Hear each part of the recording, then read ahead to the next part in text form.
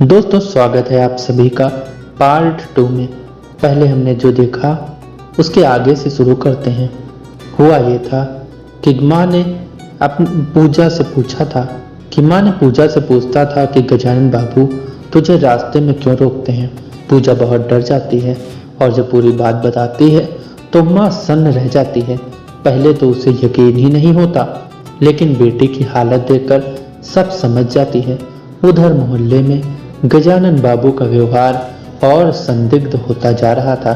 कभी टॉफी का लालच, कभी किताब देने का बहाना, कभी आशीर्वाद के नाम पर बच्चियों को छूने की कोशिश। धीरे धीरे और भी बच्चियों ने अपनी माताओं को छोटी छोटी बातें बतानी शुरू कर दी। कड़ियां जुड़ने लगी। एक दिन पूजा की मां ने तय किया कि अब वो चुप नहीं रहेंगी। उन्होंने मोहल्ले की और औरतों को बुलाकर बात की। सबके सामने पूजा ने साहस करके पूरा किस्सा सुनाया। सुनते ही माहौल गर्म हो गया। हमें तो पहले ही शक था, अब ये बुजुर्ग का नकाब उतर गया है।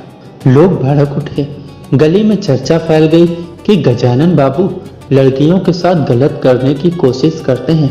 गजानन बाबू ने जब ये सुना तो बौखला गए। मोहल्ले वालों को समझाने की कोशिश की, अरे ये सब झूठ है, मैं तो सबको अपनी औलादें मानता हूँ, ये मुझे बदनाम करने की साजिश है। लेकिन अब लोग आंख मूंद कर भरोसा करने वाले नहीं थे। आखिरकार मामला पुलिस तक पहुंचा। रात को मोहल्ले में पुलिस जीप आकर रुकी। पूरी गली में खलबली मच गई।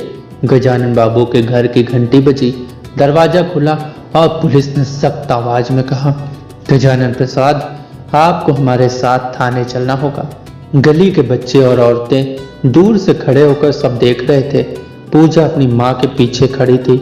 उसकी आंखों में डर था, लेकिन कहीं न कहीं एक सुकून भी। अब वो अकेली नहीं थी। गली में पुलिस की जीप खड़ी थी। लोग घरों की खिड़कियों और दरवाजों से झांक रहे थे। गजानन बाबू के चेहरे से सारी बनावटी मासूमियत उतर चुकी थी। पुलिस इंस्पेक्टर ने सख्ती से कहा, थाने चलिए, आपके खिलाफ नाबालिग बच्चों से छेड़छाड़ और शोषण की कोशिश की शिकायतें मिली हैं। गजानन बाबू गिड़गिड़ाने लगे, साहब ये सब झूठ है, मोहल्ले वाले मेरे खिलाफ साजिश कर रहे हैं। लेकिन पूजा और अन्य बच्चियां थाने पहुंचकर अपने बयान दर्ज करा चुकी थी। थाने में जब गजानन बाबू से पूछताछ हुई तो उनकी बातें बार बार उलझती रही। कभी कहते मैंने तो सिर्फ टॉफी दी थी, कभी कहते बच्चे मुझे दादा मानते हैं। लेकिन बच्चियों के बयान और मोहल्ले वालों की गवाही ने तस्वीर बिल्कुल साफ कर दी। जांच में यह भी सामने आया कि गजानन बाबू पहले भी दूसरे मोहल्ले में रह चुके थे और वहां भी ऐसी ही हरकतों की शिकायतें उठी थी। दोस्तों, कुछ महीनों बाद मामला अदालत पहुंचा। पूजा ने हिम्मत दिखाते हुए अदालत में बयान दिया, बाबूजी ने मुझे रास्ते में रोका, मेरी हाथ पकड़ने की कोशिश की, मैं डर गई थी। अन्य बच्चियां भी अदालत में खुलकर बोली। मोहल्ले के गवाहों ने भी साफ साफ कहा कि गजानन बाबू अक्सर बच्चियों के पीछे पीछे चलते और उन्हें लालच देकर अपने घर बुलाने की कोशिश करते। अदालत ने सारे सबूतों और गवाहों को सुनने के बाद गजानन बाबू को दोषी करार दिया।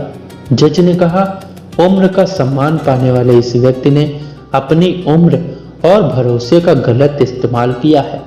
ऐसे अपराधियों को समाज में जगह नहीं मिल सकती। गजानन बाबू को 7 साल की सख्त कैद की सजा सुनाई गई। गली में खबर फैलते ही लोगों ने राहत की सांस ली। पूजा भी स्कूल जाते समय डरती नहीं थी। उसकी माँ की आंखों में गर्व था कि उनकी बेटी ने सच बोलने की हिम्मत दिखाई। और ये कहानी समाज को एक सबक भी दे गई कि हर बुजुर्ग भरोसे के लायक नहीं होता। शक की जड़ें जब भी दिखें उन्हें अनदेखा मत कीजिए, वरना देर हो सकती है। सावधान रहिए, सतर्क रहिए। हम मिलेंगे ऐसी ही किसी नई कहानी के साथ। तब तक के लिए जय हिंद, जय भारत।